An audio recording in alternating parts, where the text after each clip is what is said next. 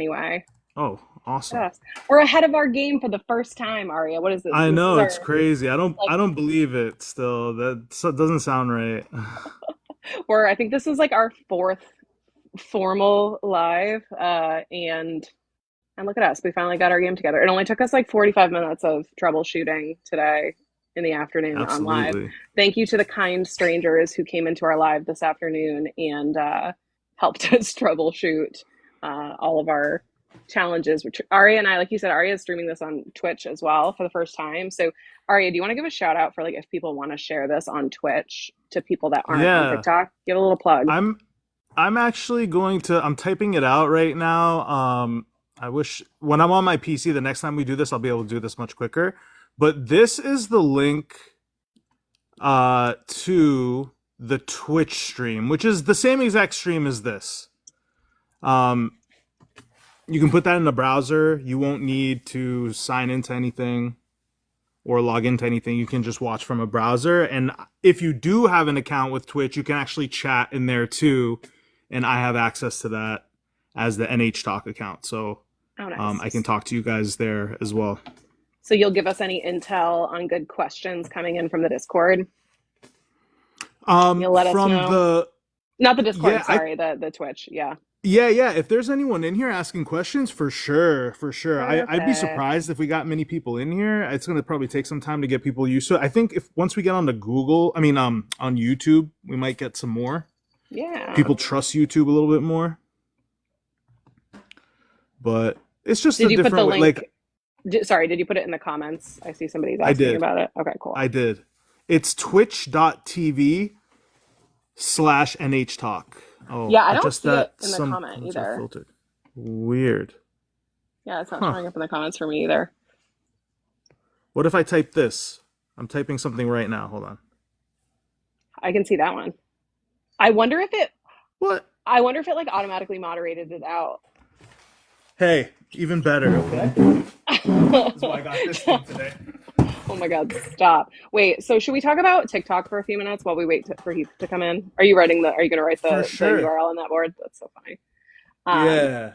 I was just recording a video about this, but then my kid walked in like right as I was wrapping up, and so I didn't actually hit publish on it. But I think today it felt like people on the internet were starting to like realize that this like terms and conditions situation or this community guidelines situation is actually going to be kind of terrible. So I wanted to talk about it for a few minutes with the folks that are in here while you're working on that and while we're waiting for Heath. Mm-hmm. So, my point of view on this is like, first of all, we've been through this roller coaster with TikTok, right? We have been all over, like, is it getting banned? Is it not?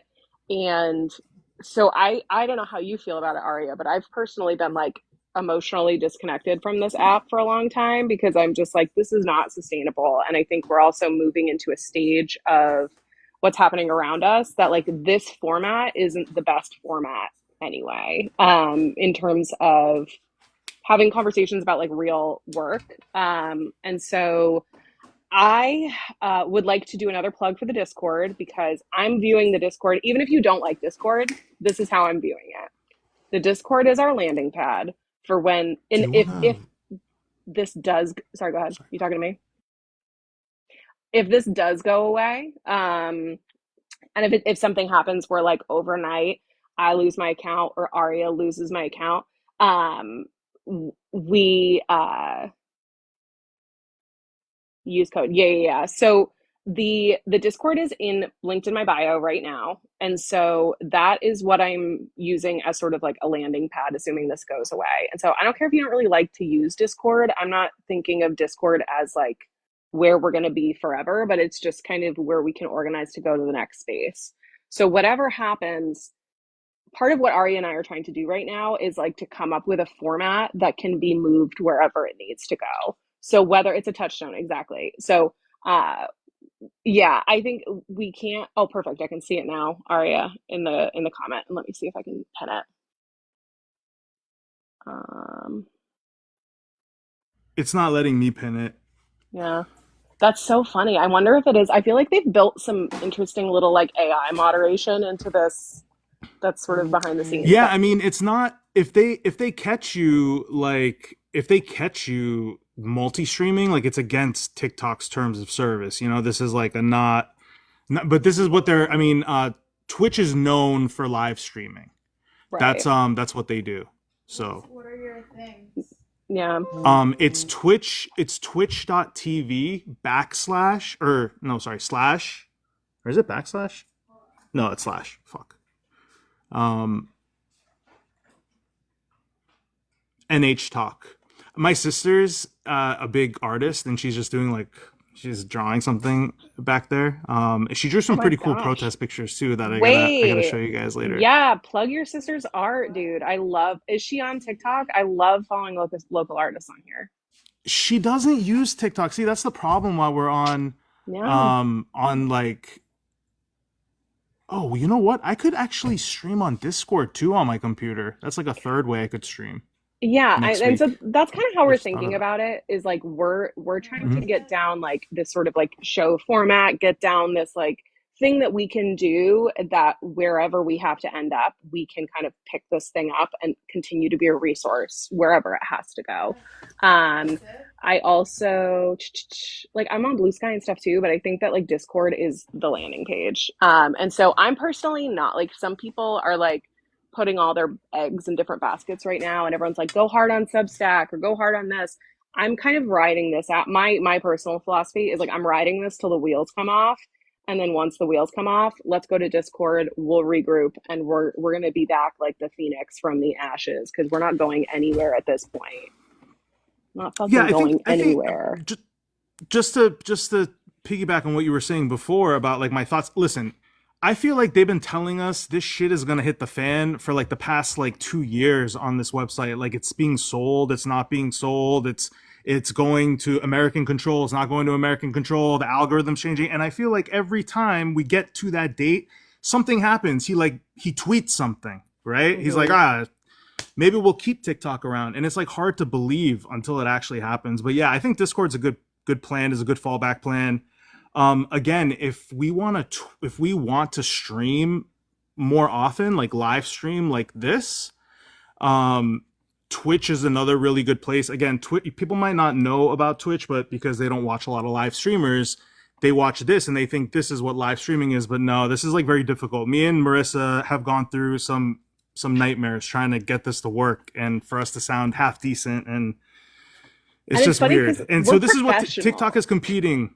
Yeah, yeah, yeah, and we're supposed to be good with tech. Yeah, that's what I work with tech like all day. So, um, it's one of those things. But yeah, my aim with Twitch at least was to right away get another stream in, like another way for other people to watch. My entire orbit, including my sister, like you said, my sister, she should put her art up. Like she doesn't use TikTok. I have to force like my parents, my sister, like and I don't blame them. Like I only started using TikTok because I wanted to reach like a bigger crowd on Yeah. the internet, you know? And I And feel look like at you that's now. where everyone is.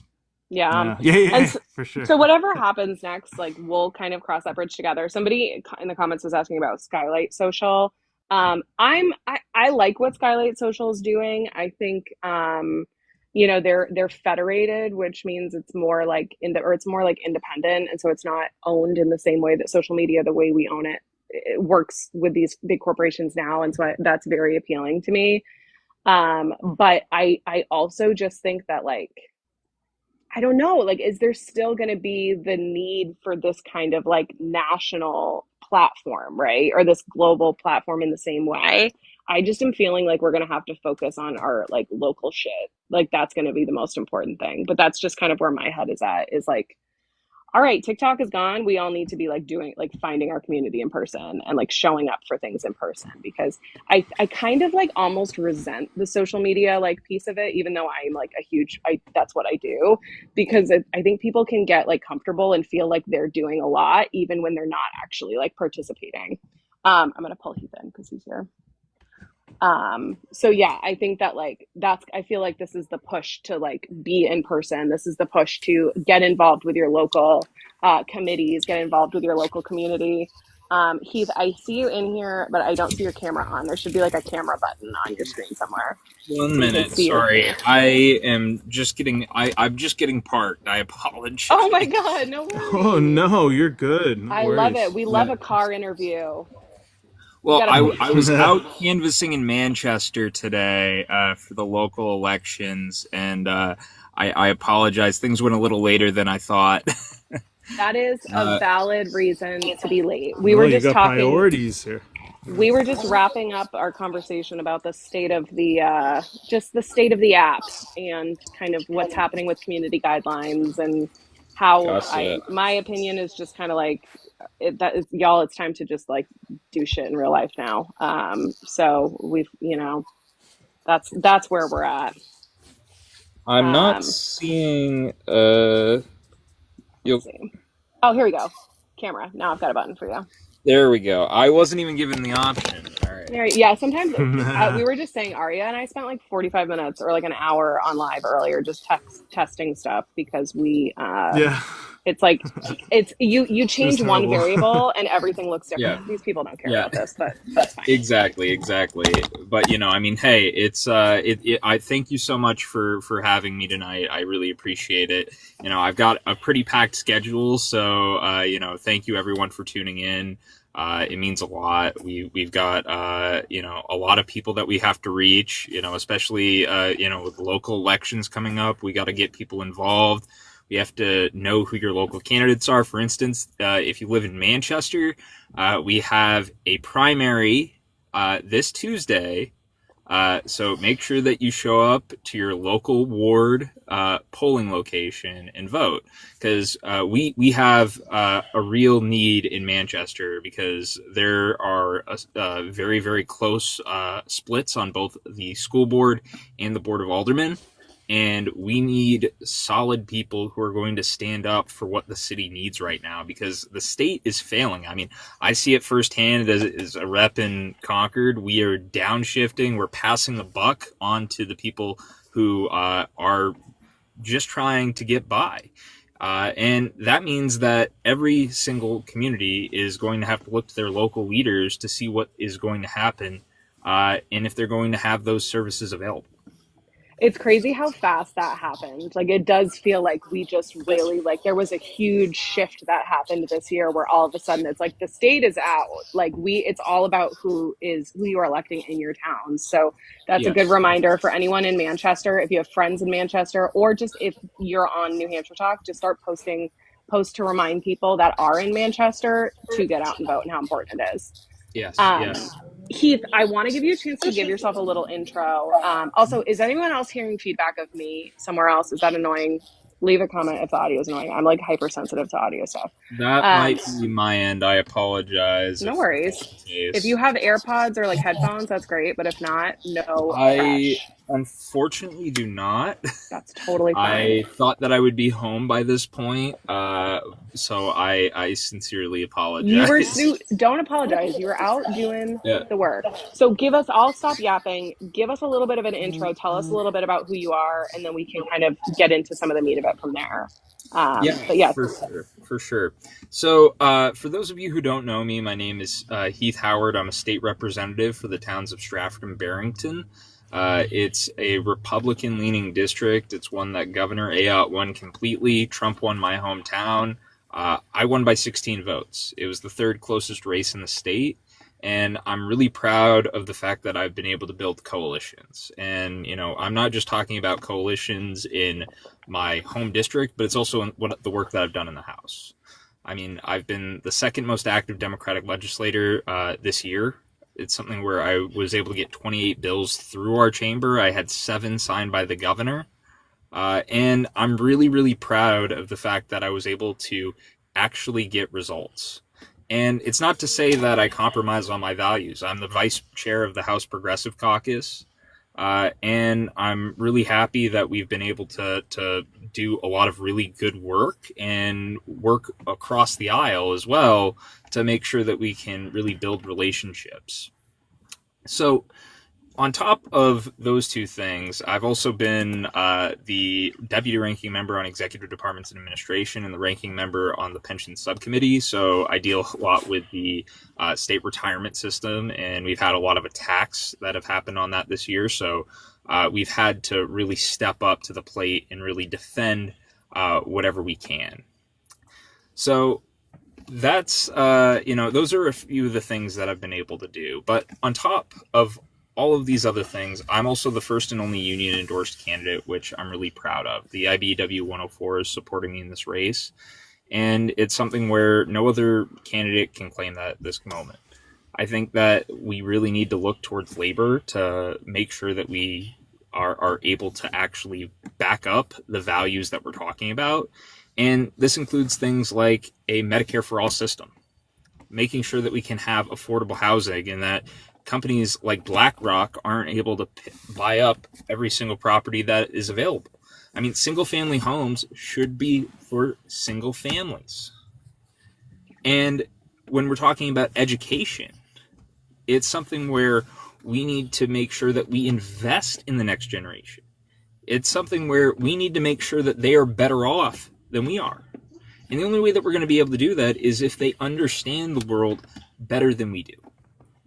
And that's where we need to make sure that education is a priority. I mean, in this state, we don't invest in K through 12.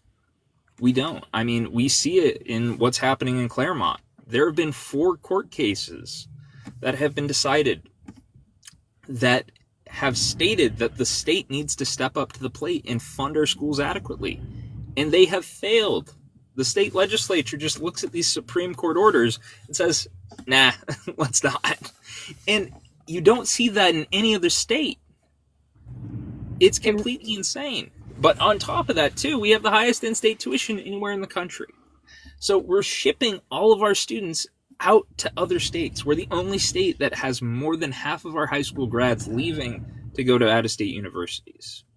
And that's very troubling because when you have the second oldest state in the nation, you need people who are going to replace those people who are retiring.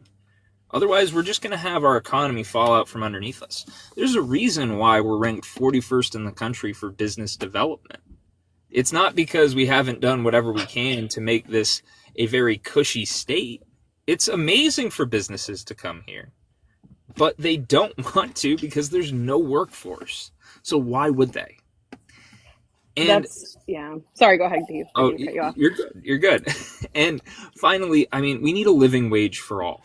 I think that is the most important thing. I mean, when FDR implemented the minimum wage, the purpose of the minimum wage was to make sure that you could get everything you need to get by. And that's where we've failed. We haven't kept up with inflation at all. And we continually are talking about, raising the wage, yet we somehow get into this debate about how it's the market's job to fix things.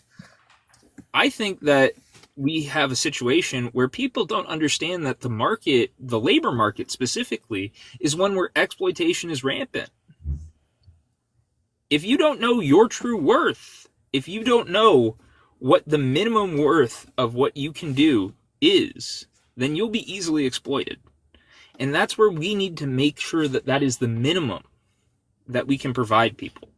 I would actually love to hear, I want to hear a little bit more about that, Heath, actually, because I think that sounds a little bit different than anything that I've maybe heard this election cycle. Are you talking about universal basic income? Like, talk a little bit more about what you mean specifically by that.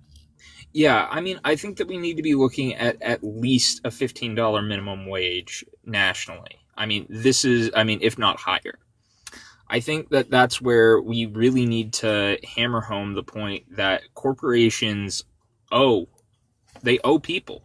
I mean, and when we look at what the Trump administration or Trump himself has said about, Republicans, I guess, in general, about the country and how we are a welfare state. Technically, that's true. Technically, that is true. We are a welfare state, not for the individual, but for the corporation. We give giant handouts to corporations like Walmart and Amazon.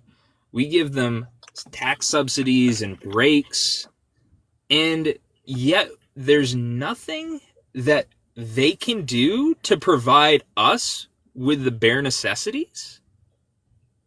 It kind of seems a little backwards because they have all of this wealth that has been generated, and it's supposed to trickle down. But what if the company gets greedy, right?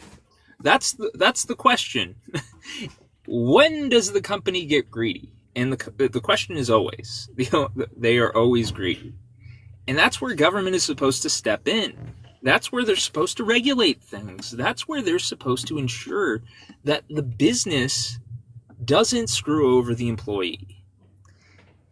And I don't think that people, especially on the right, understand that we need to do significantly more to make sure that the public is actually provided their worth. That's the big idea. And I really hope that we can move forward in a way where we can provide the bare necessities for people by, as I said, taxing the rich. Love it. I want to segue a little bit, and let's come back. We can come back to some of the sort of bigger issues after, but the reason I wanted to have you on kind of with urgency this week was you and I were able to catch up this weekend when we were at the Ice Out of Peas protest in Portsmouth.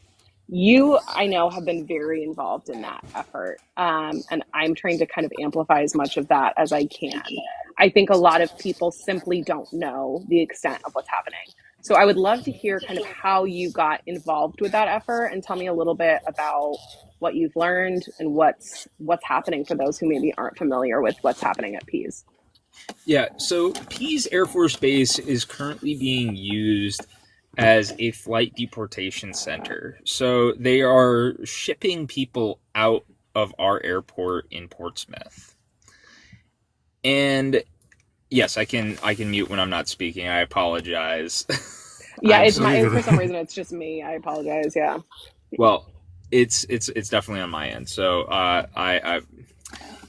so where was I? Yes, Pease is. So we have seen flights happening out of Pease 3 times a week, and that's where I think we really need to amplify and highlight that this is happening in our local communities.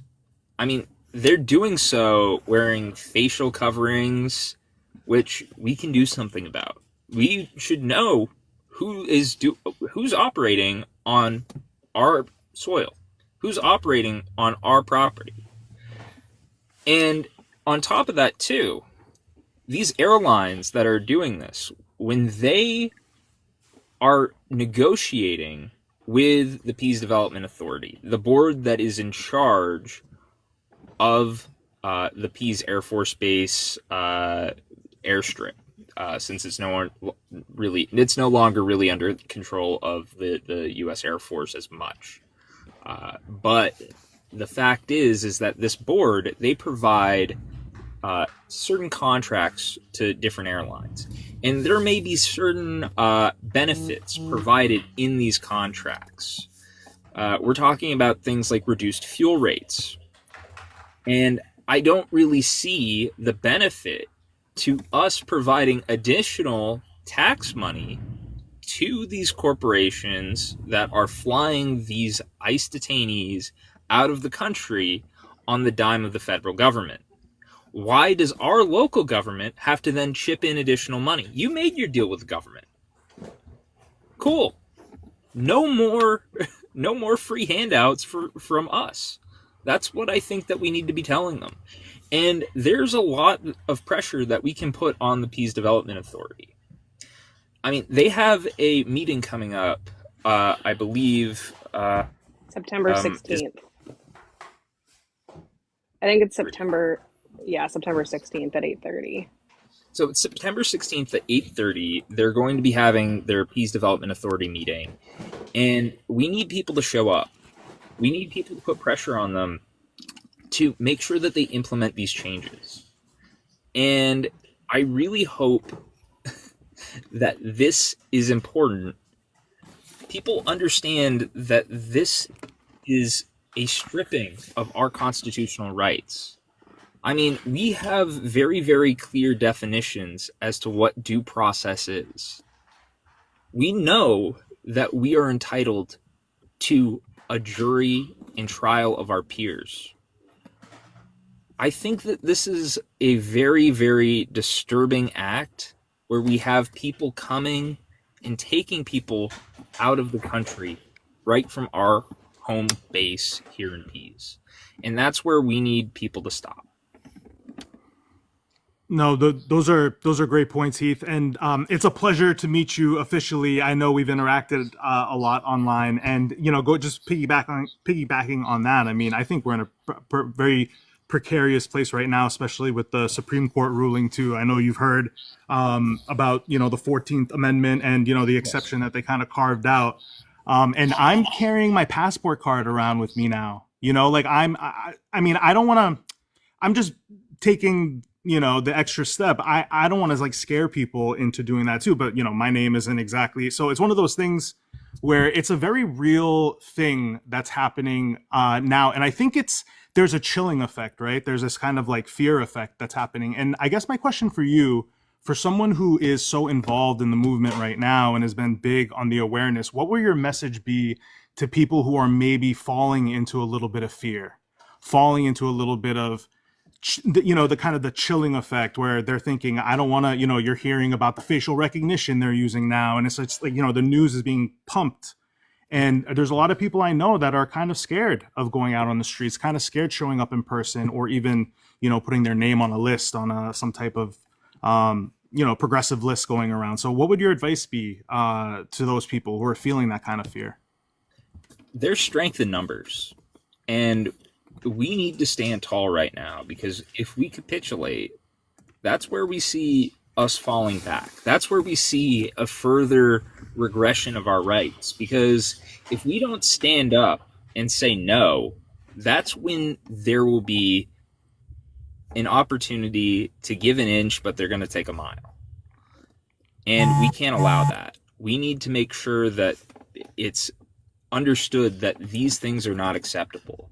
And the only way is that we yell from the top of our lungs that these things need to stop. And that's what I've been doing. I've been going to every single meeting possible. I've been trying to go to every single protest possible, because otherwise we're not going to necessarily have the same rights or opportunities that our parents had.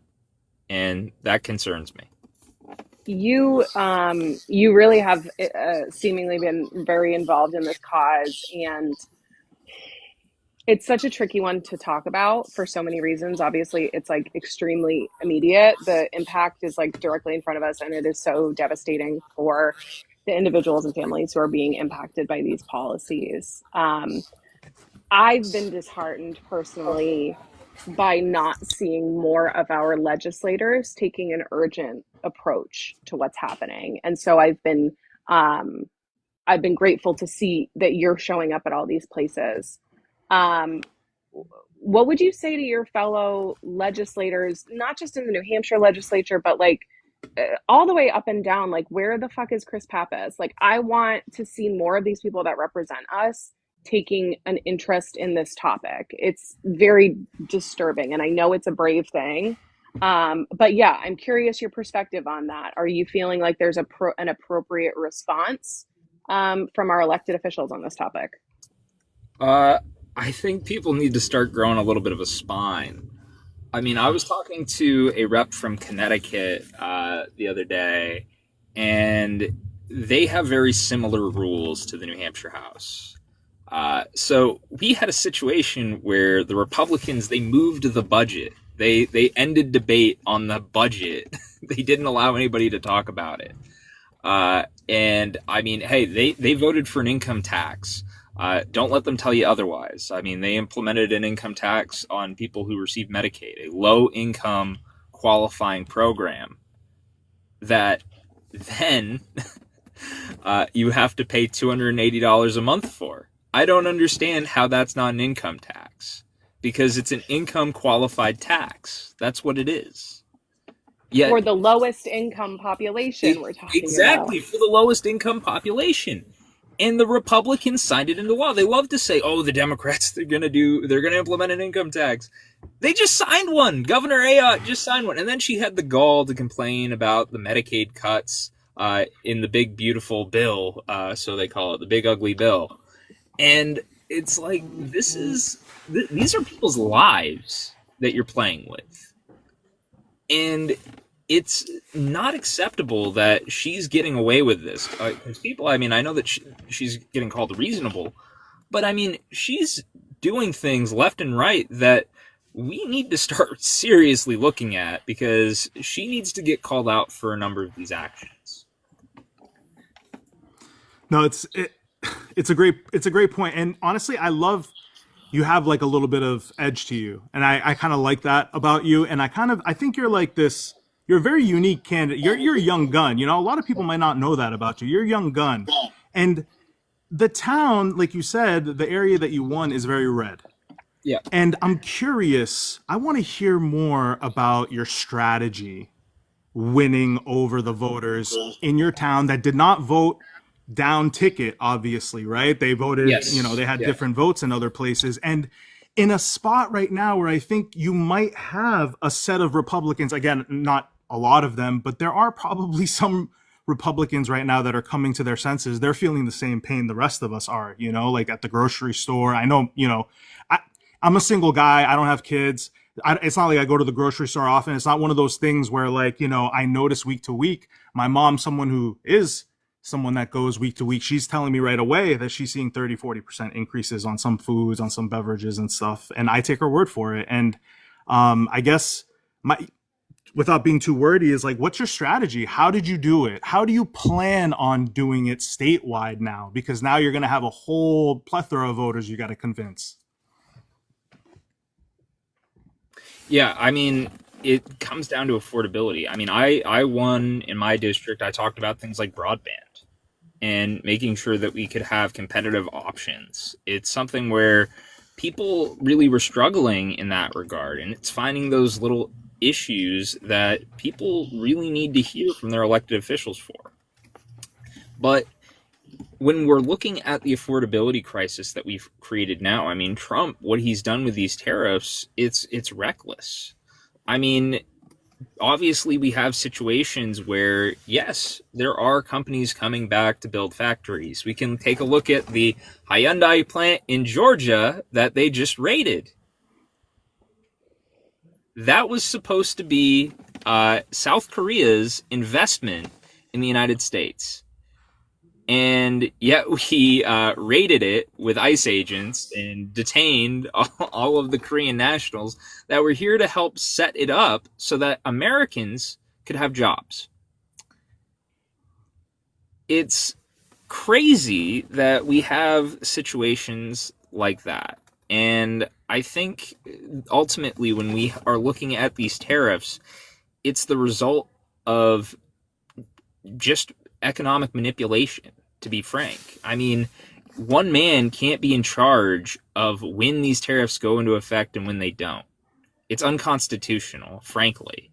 I mean, Congress is the one that's supposed to have the power to levy and set taxes. Yet, Trump is the one who's turning them on and off with a little switch. That's not appropriate. That's not legal. That's not constitutional. And I think that when all things are said and done, I mean, he needs to be impeached for these things because it's draining people's investments. It's draining. And the thing is that we need to investigate people for this economic manipulation and who benefited. Because there are people that they knew when these tariffs were going to go on. They knew when these tariffs were going to go off. And they had investments that were made that allowed them to benefit financially from other people's suffering and pain. And I don't think that that is acceptable. That's where we need to hammer home that these tariffs, they're not being used in the way that he's claiming. He's using them like a sledgehammer to hammer down everything he can, lower the cost of everything, so that all his rich buddies can buy everything up. And we need to make sure that people like him are held responsible for this, because it's not legal, it's not constitutional, and it allows for economic manipulation of the highest kind. And it's going to lower economic trust around the world globally in the United States. We can't afford to do that, especially since we've exported all of our business. Our big thing is finance. People come here to trade. That's what the whole thing is. But yet we are throwing away our reputation. We are throwing away our prospects for what? When we talk about the most corrupt presidents in U.S. history, people forget about Warren G. Harding. And I feel like this is something. I feel like you're about to drop some like history knowledge. You're like, I'm ready to hit him with a Warren Harding. Let's go. I don't know anything. Let's tell me about him. I'm here. So Warren G. Harding, he was the president. He was one of the presidents in the 1920s, and he is most famously known for the Teapot Dome scandal. So the Teapot Dome scandal it's a scandal where he was selling public land to oil companies to allow them to drill. That was not legal at the time. It's something that Trump is actually doing now. He's selling, he's doing the exact same thing as Warren G. Harding was. And it's very odd to me that we have somebody so open and blatant about it, because Warren G. Harding, he was fairly similar to Trump in a lot of ways. But the difference was he died before he could be impeached. If we were only so lucky. I bring him up, though, because it's just, we have seen how these things play out before. And it's the question of when does the rationality come back into swing. And I just, it's watching a bull in a china shop, you know, a toddler throwing a little fit if things don't go his way. And it's just, when is the illusion when is it gonna break? Because at the end of the day, I mean, people, I don't think, are going to allow this to continue. I mean, we can't allow it to continue. But it's when do people see that this is not the man that they think? I mean, part of it is, I think we need to just start screaming the Epstein files from the top of our lungs. I think that that's a very convincing thing for the Republicans. A lot of Republicans talked about it. And it's something where, hey, he had a whole press release at the White House where he had people holding the Epstein files walking out of the Oval Office. It's a great point. Oh, sorry. Yeah, go ahead, Arya. No, I was just going to ask the one question I ask all my candidates, which is, what is the one issue that Heath Howard, loses his seat over? What is your line in the sand issue? You can only pick one, and you would be willing to resign whatever seat you had at any given moment for that issue. You will never negotiate on it or bend on it. Yeah, Medicare for all. We love it. I mean, it's the whole reason I got involved in politics. I mean, I broke my back at age 15. I suffered an L4 burst fracture. I had 4 rods and 8 screws put in. They had to rebundle my spinal cord. I'm very thankful that I'm not paralyzed. I had a 50-50 chance, but I had some pretty good doctors up at Dartmouth. And it really exposed me to how broken our healthcare system is. We can't afford to continue to not allow people to get the care they need. And the only argument I hear against it from Republicans is that, it's going to increase wait times. Wait times are already way too long. Like, have you been to the doctor recently? Have you been to a specialist? Exactly. Yeah, exactly. Crazy. Exactly. Heath, can we talk a little bit about, sorry, why don't you finish your thought and then I want to shift gears. Go ahead. Yeah, but it's the fact, though, that they are technically correct. It's going to increase wait times because you're going to have more people. But we're already seeing that under the current system. We've seen a steady increase in the number of graduates coming out of medical schools. Yet we aren't increasing the number of residency positions available. Those are staying stagnant. So how is it that we can fit more people that are graduating into something that is staying level? You can't do it. You need to increase the available positions, because otherwise we're not going to see people actually staying in the field. And we need these doctors. We need these trained medical professionals now more than ever. And it'll help decrease those wait times. But that's where we need to focus on making sure that they can get the education that they need so that we can all benefit. Because it's a benefit to everyone. It's a benefit to the doctor. It allows them to pursue their career further. It means that we all get better health care. And I think it's a win-win for everyone. But it's making sure that we can get those people in those positions, and that means focusing on providing opportunities for those people. I think that's an interesting, one of the things I like about talking to you, Heath, is you always kind of are coming at it from a different way than other folks are. Like, you're always kind of focused on like a very solvable piece of the problem that's very, like, at least to me, it sounds like, yeah, that makes sense. Like, that feels, so I appreciate that about conversations I've had with you. You are running for Congress in CD1. Do you want to talk a little bit about why now felt like the right time? And Chris Pappas is currently in the seat that you're running for. He's, we know, running for Senate. So you're not running against him, but I'm curious, what would you be doing differently if you were in that seat today as opposed to where you are? I mean, there are a number of differences, I think, that there would be between myself and a number of the candidates in this race, especially too, that would differ from how the current seat holder has acted. I do think that there are some things that Chris has done that are really really good, but at the same time, I mean, we need more action on things like Medicare for all. I don't think that we can continue to fund Israel in this genocide that's happening. I don't think that's acceptable. And I think that that's probably one of the big ones that I would have to say would be a big differentiator.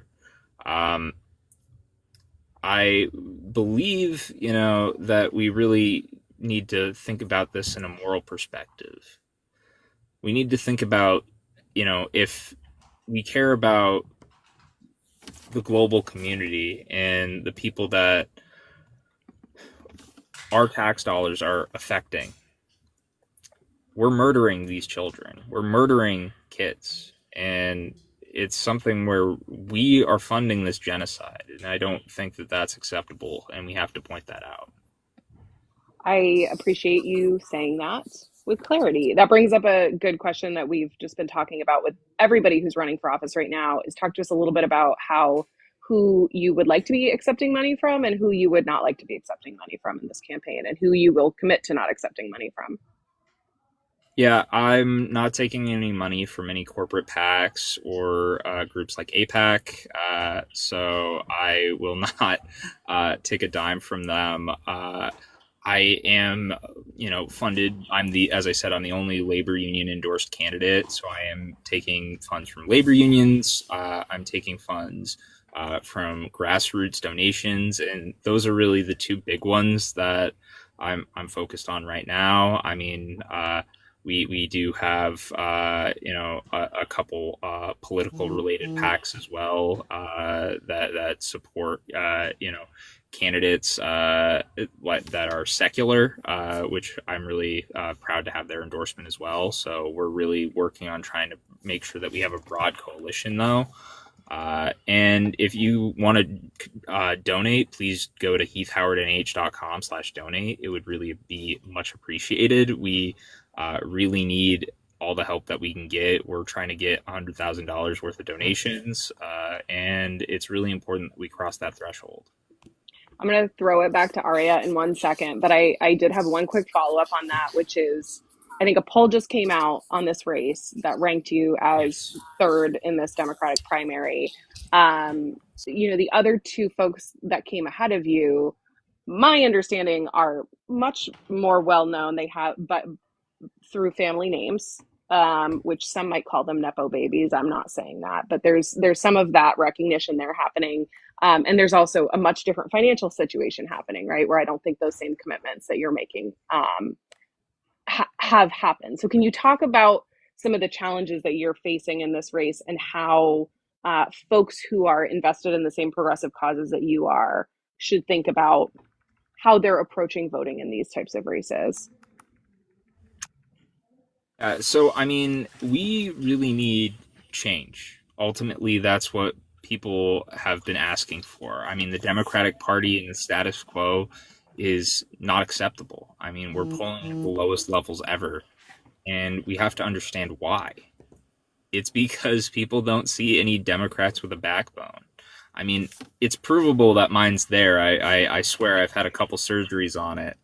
But I mean, we need people to stand up for these issues. We need people to actually fight for, as I said, things like Medicare for all, making sure that we can have affordable housing so that we don't allow large private equity firms to buy up everything.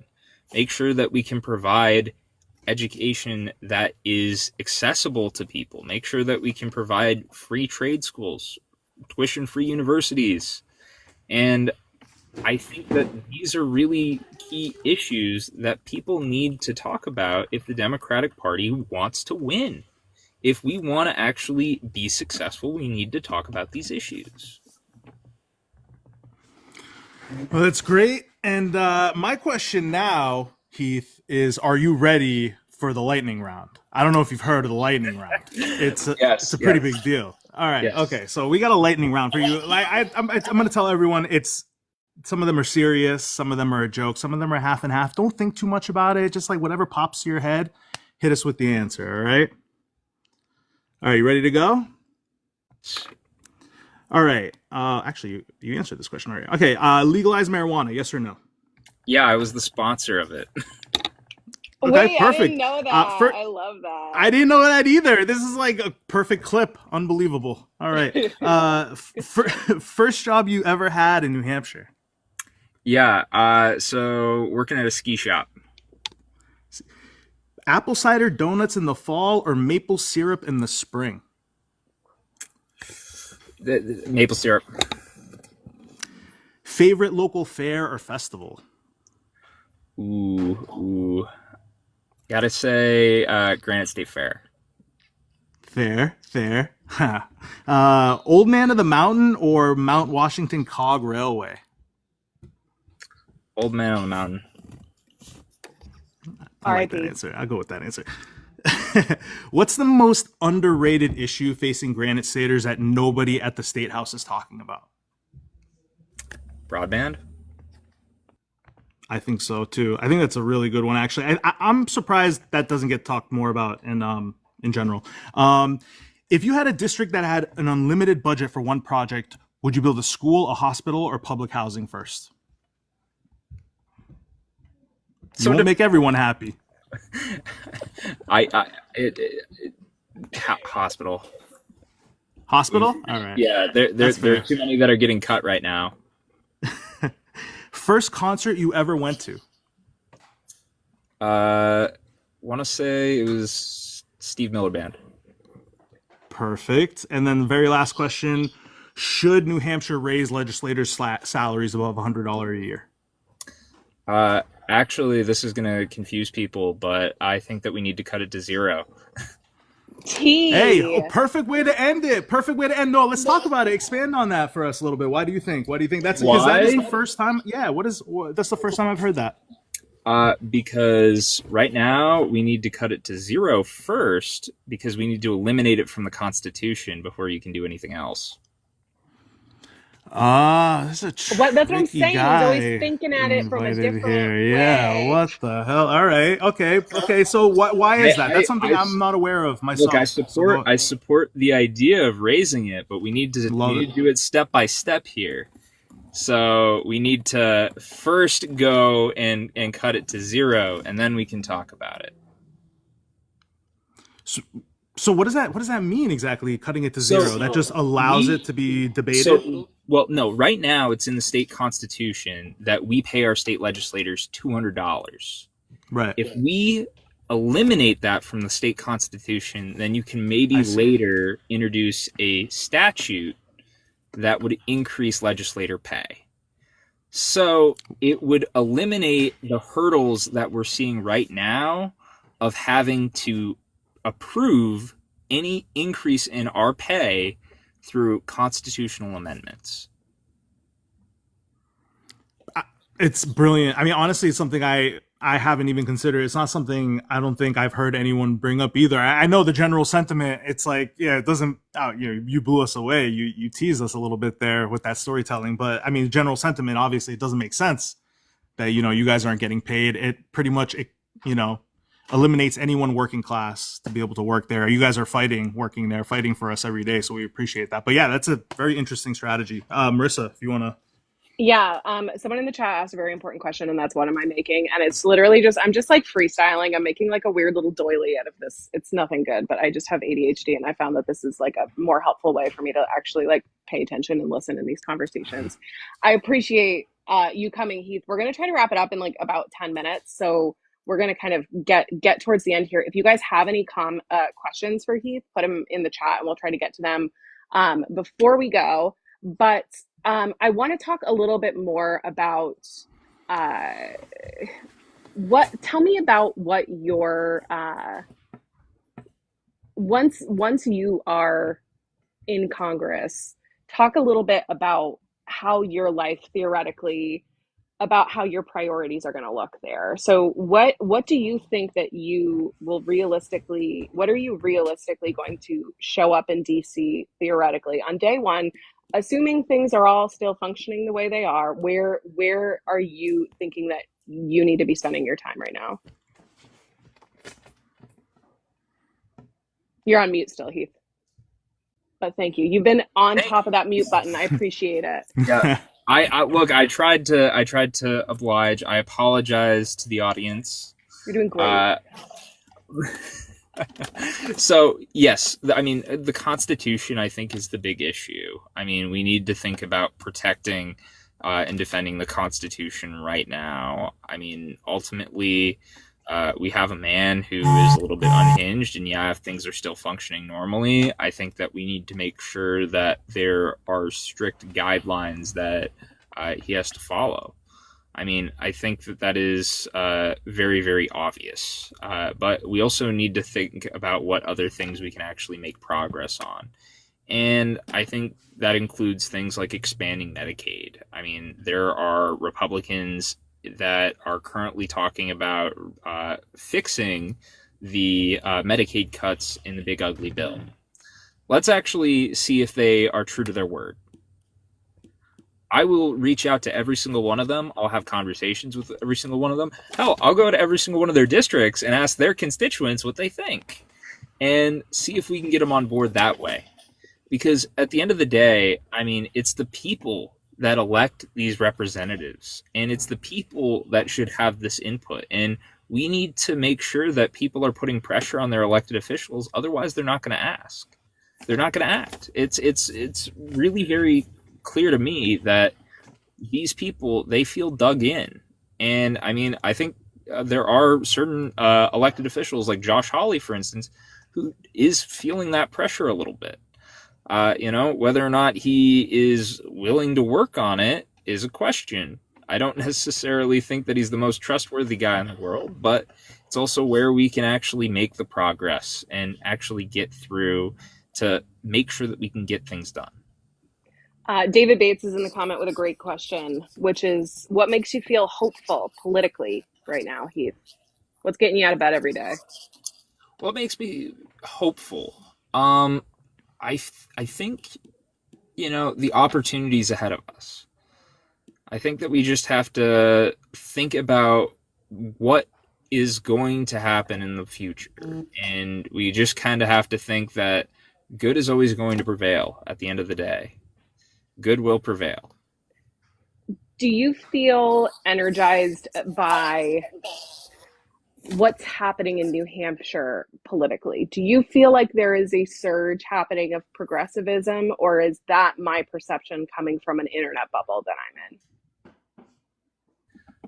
It depends. I mean, I mean, you know, obviously the situation, the voting body, the like reality is like very dark, but it also does feel like there is a lot of like progressive energy happening right now. And I'm curious if you've seen that playing out in any ways, especially like over the yeah. summer.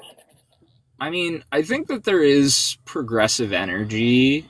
It's the question of, is that progressive energy going to uh, be able to overcome some of the more conservative areas? We have a lot of moderate support here in the state, but I think that this is going to be an interesting election because we have on the Senate side a potential matchup between two large family names. And on the right, we have the congressional races, which seem fairly split right now between the two moderates and then the grouping of progressives at the back. I think people need to be exposed to us first. I think that there's a lot of energy with candidates like Karishma Manzoor. And I think that we really need to see what is going to happen in the next few weeks to really kind of determine as to whether or not we're going to have the type of energy and wave necessary. Because we're going to start seeing certain primaries happen, like here in Manchester next week. We're going to have the election results, and we're going to see kind of what the largest city thinks. And I mean, we got to remember that the Manchester elections, the Rochester elections, I believe Nashua has elections going on. They're all over the state. And we have to kind of see how those play out to see where people are feeling and what the thoughts are. How was the vibe in Manchester? And then I'll hand it over to Aria. I know you said you were out canvassing tonight. What was Yeah, that I experience like? mean, it was interesting. I mean, we had we had a couple doors that were really, really strong, but at the same time we had another door that it was a woman. She was a previous lifelong Democrat and voted for Trump and is trying to buck the trend and say, hey, we got to tear everything down pretty much. And I was talking to her and I thought that we might resonate because she was kind of more in the sense that she wanted to tear everything down. But, even still, it was trying to talk about things like a living wage where she was just not necessarily taking the bite. And I think part of that, too, is the Republicans have done a very good job of introducing stop words to get people to just turn off their brain and say, oh, wait, this is not an issue that I can accept. This is not an idea that fits with my logic. And so the stop word is to, stop that logic, stop that conversation, and stop any further discussion about it. So, I mean, I ended up kind of hitting one of those stop words for her, and it was kind of unfortunate, I guess, because the rest of the conversation was really good. But it's how we can actually, overcome some of those things. It's making sure that kind of where those landmines are. And it's going to be different in community to community. Another big thing I wanted to talk to you about, Heath, going back to your progressive nature in like a red area. I don't know if you were able to catch John Kuiper's talk with us last week, but and I made a couple clips of it as well, where he was talking about, something called like diagonal politics, where, pretty much he was talking about possibly in the context of free staters in this state who might have some parallel motivations as some progressives and liberals. What are your thoughts on diagonal politics in general? Do you see yourself shaking hands with people from the, for example, from the broken up there. From the Free State Movement, would you, cross the line to get what you want for your constituents, meaning that you would have to deal with, not your normal bedfellows, let's say?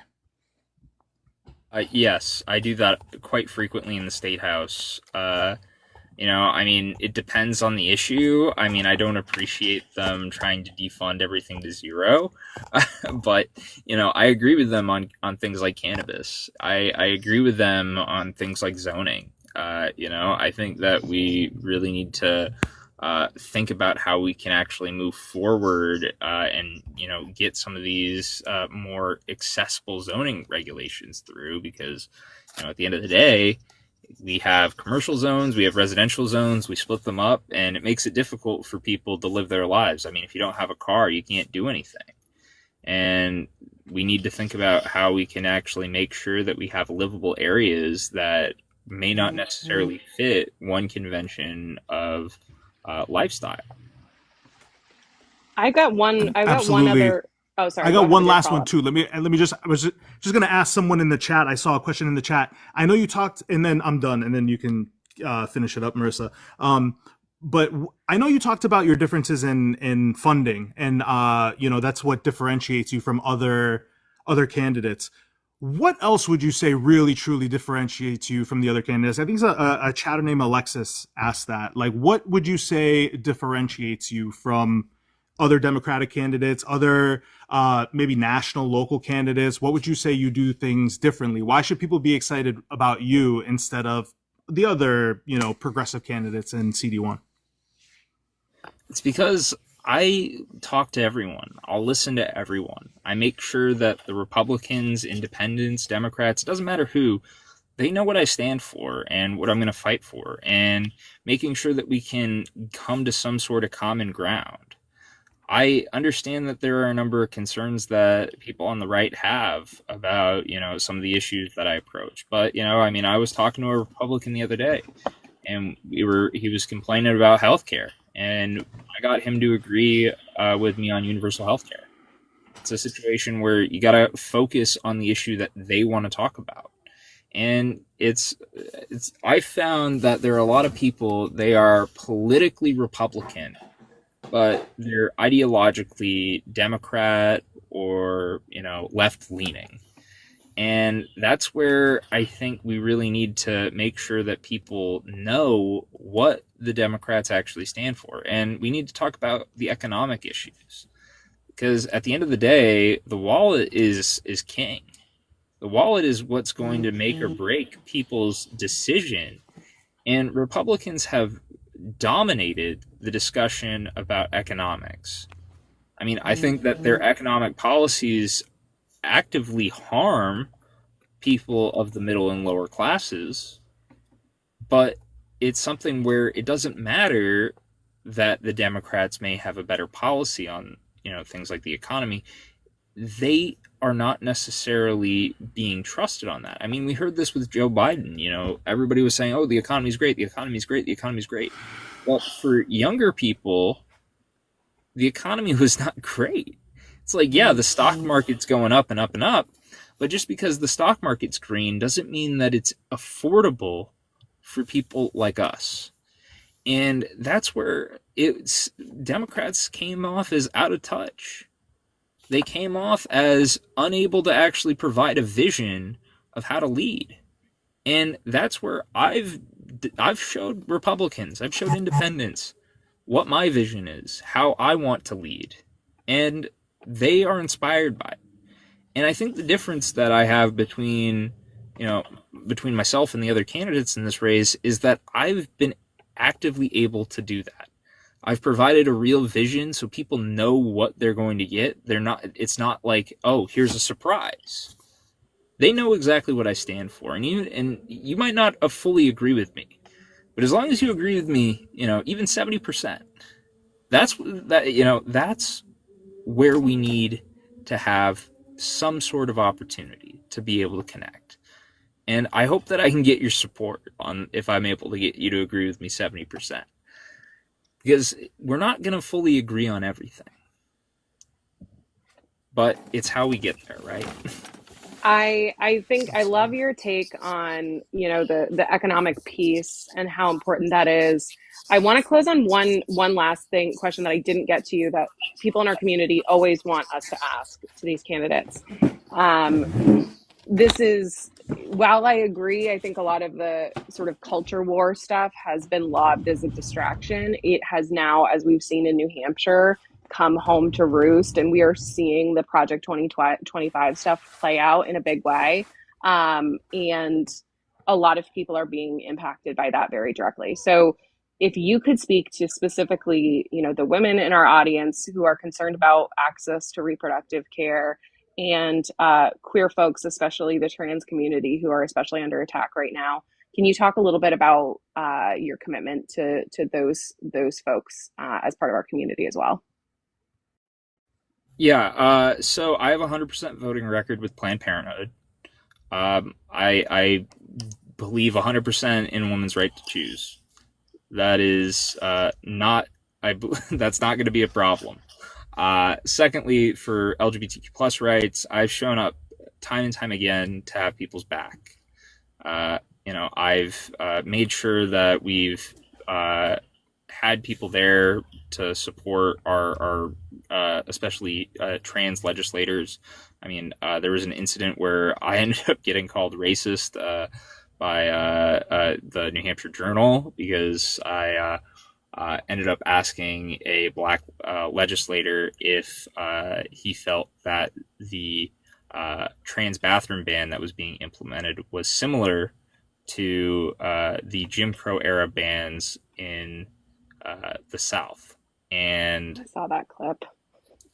Yes, I so that. I've done what I can, and I've put my neck out on the line for the LGBTQ plus community, and it's something where it doesn't matter who it is, I'll make sure that I show up. And it's the same thing for our immigrant community.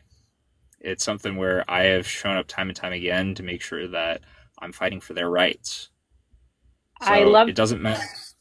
Go ahead. Oh, it doesn't matter who you are. I'll be there for you. I was just going to say, like, I do, Ken's was in the comments. I just noticed Ken's Nicholson saying we need like a TikTok ticket. Cause we have so many great folks from our TikTok community that are running right now. And, it's really, it's powerful to see how so many of these different candidates that are running for different things are really like showing up and living those values. And I think it sets a really good example for other people that are in the race with you, that are not standing outside of a Longhorn while it's pouring rain and people are like cursing you out on the sidewalk. And like, because that's what you were doing this weekend. Heath and I were out on the sidewalk together while everybody was saying kind of some horrific shit about our ICE signs. And you're putting yourself in those situations. And so it's inspiring to see those types of campaigns where it's not just fundraisers and kissing babies. It's like actually getting your hands dirty, getting soaking wet, and sticking your neck out for people that are in more vulnerable communities. So we see that, we appreciate that, and we want to see more of that. That's like the bar. You're setting the new bar, right? Of like everybody needs to be doing that. So it's just thank you for using your time that way, and thank you for being with us today. Any final words you want to say to the folks that are still on, either about how they can show up to support with the work that you're doing around ICE, and then specifically if there's anything you want to mention regarding your campaign? Yeah, again, please show up to the Peace Development Authority meeting on the 16th, September 16th at 8:30. We need people to be there. We packed the room. We had an overflow room at the last meeting. We need the same again on the 16th. We also have a petition, which you can find. There's a link in my bio. If you go to my TikTok bio, there is a link, heathhowardnh.com/link in bio, and there's a link to the petition right there. I would also encourage you to please donate to the campaign. As I said, we are a grassroots campaign. We're not taking any corporate PAC funds. We're not taking any funds from groups like APAC. We are completely people powered. And it's something where we're not going to be able to compete or have a seat at the table if we don't have your support. So if you can chip in a few bucks, it would really mean a lot in order to make sure that we can actually stay in this race and be able to compete. Awesome. Thank you, guys. Thank you so much, Heath. Aria, thanks for being here. Guys, follow Heath, follow all of our progressive candidates that we're featuring on here. It's you following them on here and amplifying their message is so important. And so donate if you can, but even just getting these ideas out there is so important. And I'm so encouraged by all that work. So thanks, guys, for being here tonight. And we'll talk to you again soon. Bye. Bye, guys.